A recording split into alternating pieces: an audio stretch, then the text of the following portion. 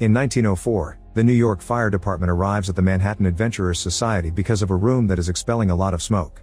However, when the firefighters arrive, the smoke is sucked back inside. One of the men touches the door and his hand begins to freeze, so his partners have to pull him away. Then the firefighters break the door down and are shocked to find dozens of frozen corpses and ice everywhere while an unknown language plays from a phonograph. Among the ice spikes, a mysterious figure in armor holds an orb containing an ancient evil. When the firefighters try to grab it, the orb opens and causes all the bodies to shatter. Inside the orb, a pair of eyes glow with malice. In the present, Callie, her boyfriend Gary, and her children Phoebe and Trevor have moved to New York from Somerville to become full-time Ghostbusters. Callie is the daughter of one of the old Ghostbuster team members, so it's become a family business. A terrifying ghost has escaped from the sewer and is causing trouble all over Manhattan, so the new team starts chasing it in the car as it hits other vehicles with manhole covers. A special seat is pulled out so Phoebe can shoot the proton blaster at the ghost, but the driving causes her to miss a lot and her shots end up damaging various buildings. Once they're close enough, Trevor releases a remote-controlled trap, but this is still not enough to catch the ghost, so a drone trap comes out next. Callie guides the drone toward the ghost and successfully captures it. The family celebrates and Gary gets distracted, causing him to lose control of the car and crash into a rack of city bicycles. People on the streets record everything with their phones and soon the team appears on the news. The damage they've caused is seen in a negative light, so Mayor Peck calls the team to his office to scold them for what they've done to the city and for bringing along Phoebe, who is still a minor. Afterward, the team returns to headquarters, which is the same office the old Ghostbusters used to work in. Remembering the mayor's threats, Callie and Gary decide that Phoebe should have a normal life and is kicked out of the team. Phoebe doesn't take it well, but her complaints are ignored. Then Gary and Callie put the ghost in their containment unit, which takes more effort than usual, but they don't know why. Thankfully, the light turns green, meaning the ghost is successfully contained. Meanwhile, Ray from the old Ghostbuster team and podcast have an online show. Using an horoscope, they measure the spiritual energy of everyday objects to try to find a connection to the afterlife. A woman brings a watch from her late husband, but Ray gets no readings and podcast just smashes it with a hammer. Later, when Phoebe comes to visit, she discovers that their shop has a bunch of little entities known as marshmallow men running around his room. She thinks they're cute, but podcast smashes one down as he explains they're a plague. Suddenly Nadim enters the shop and the mere sight of his box sends all the Marshmallow Man running to hide in fear. The box has a bunch of family antiques that Nadim wants to sell and Ray is immediately curious about the orb, noticing the glyphs on it. He uses the horoscope on it, but the energy emitted by the orb causes a surge that breaks the device and triggers a short earthquake. A freezing energy can be seen moving through the street and eventually hitting the wall with the ghost container. Ray immediately buys the orb and Nadim leaves with the money as fast as possible, noticing the flame on a food cart outside suddenly growing larger than usual for no reason. At the Ghostbusters headquarters, Gary finds the damage on the wall and calls Janine, the secretary of the previous team, who promises to send an expert to check on this. Upstairs, Trevor notices some green slime leaking through the roof and goes to the attic to investigate. He finds a pile of empty food packaging that moves as something naps underneath, so he takes a closer look and is shocked to find Slimer, who jumps out, flies through Trevor, and escapes by passing through the wall. Sometime later, the team gets a ghost alert and leaves on a mission, but they refuse to take Phoebe. She ends up going to the park to play chess by herself, but suddenly the pieces start moving on their own. A ghost named Melody appears, and her shape looks flamey because she died in a fire. While they play, Melody admits she has very low chances of crossing over because she has unfinished business. The next day, parabiologist Lars comes to check on the damaged wall, and when the unit shakes they confirm the ghosts are trying to get out. Former Ghostbuster Winston brings the original design of the containment unit, which was created by Callie's late father.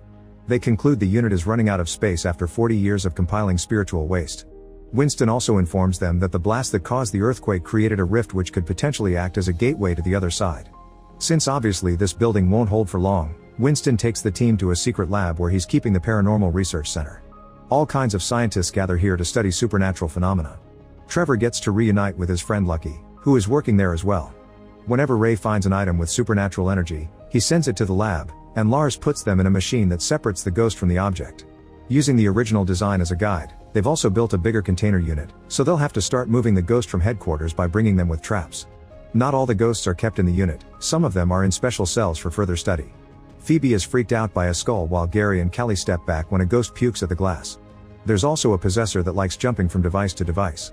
Later in the evening, the team gets another mission and leaves without Phoebe again.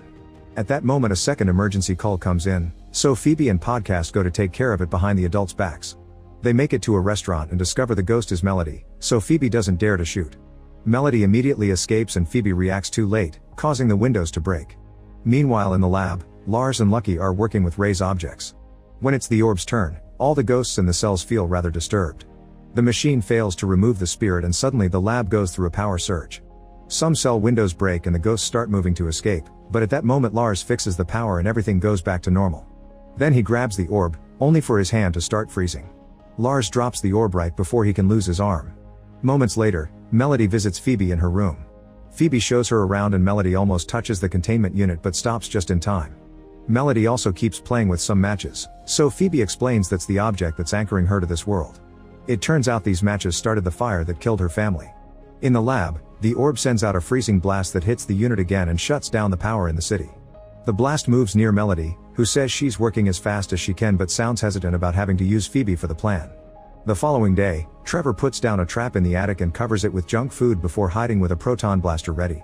Slimer comes out to eat, but before Trevor can shoot it, another earthquake hits the city. The team rushes to the containment unit and finds a huge hole in the wall plus frost all over the place. Afterward the team returns to the lab and learns that the orb is also freezing. Grabbing it with a tool, Lars shows the orb to the Marshmallow Men, who feel so attracted to it that they splash against the window. Apparently the orb can mind control ghosts, it also freezes certain devices when it gets too close. Desperate for more information, Lucky, Trevor, and Lars go to see Nadim, who shows them his grandmother's special room.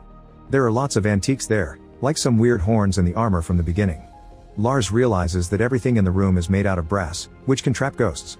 When the trio uses the oroscope on Nadim, there's a strong reaction, so they bring him to the lab with them. After connecting Nadim to a machine, former Ghostbuster Peter starts asking some strange questions. Suddenly he throws a pen at Nadim, who gets angry and causes a nearby flame to grow bigger. As an argument ensues and Peter throws more pens, Nadim's anger grows and so does the flame, which means he has the power to manipulate fire. In the meantime, Podcast is reviewing the video he took at the lab and discovers a weird ancient language coming out of the orb. He, Phoebe, and Ray decide to consult an expert and leave on Ray's old bike.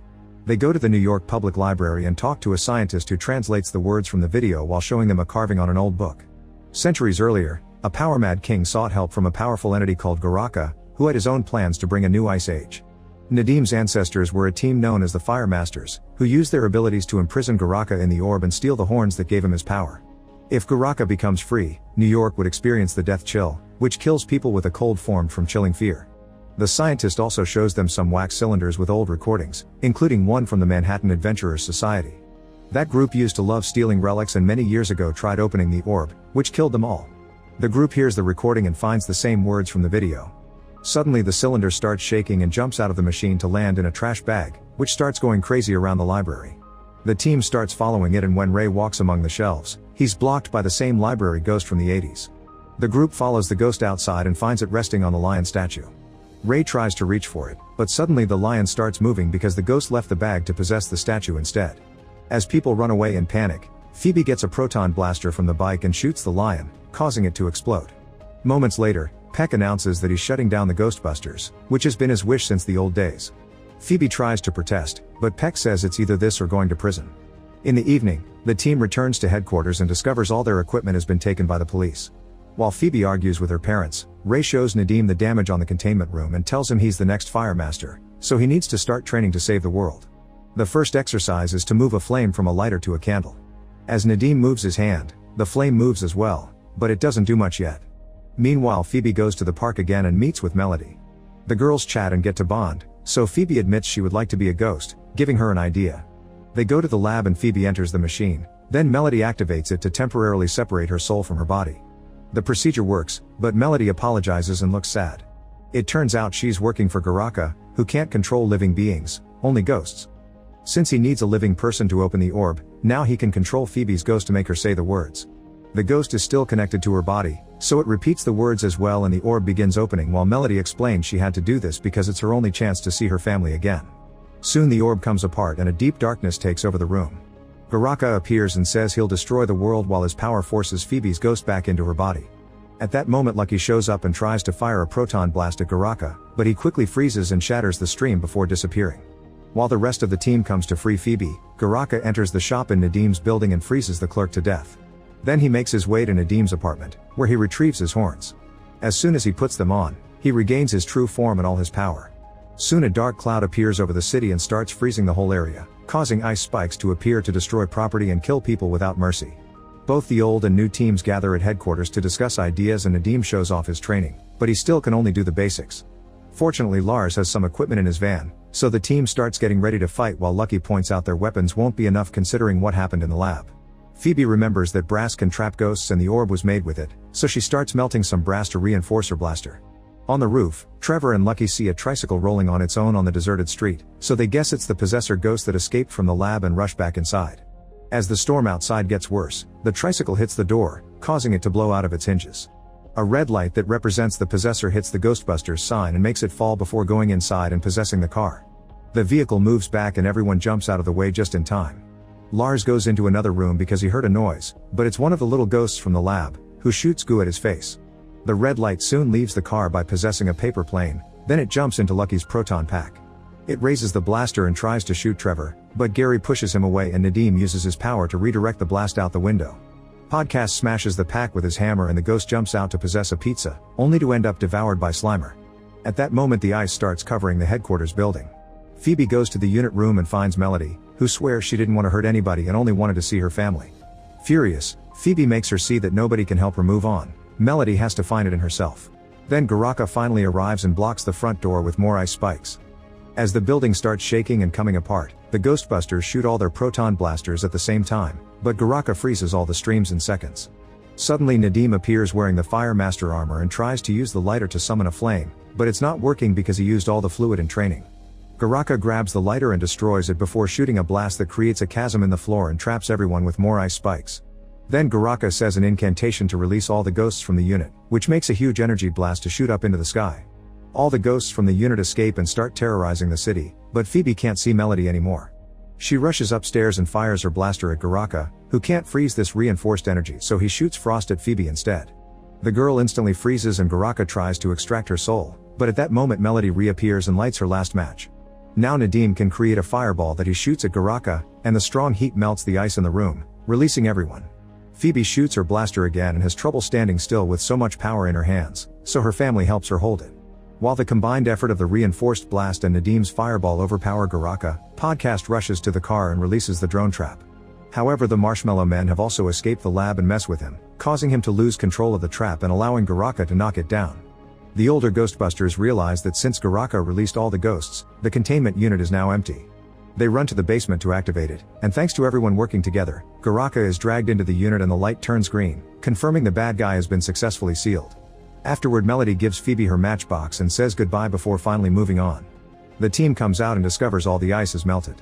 Perk appears to try to scold them again, but all the locals are showing their support and Perk has no choice but to play along, allowing the Ghostbusters to function for now.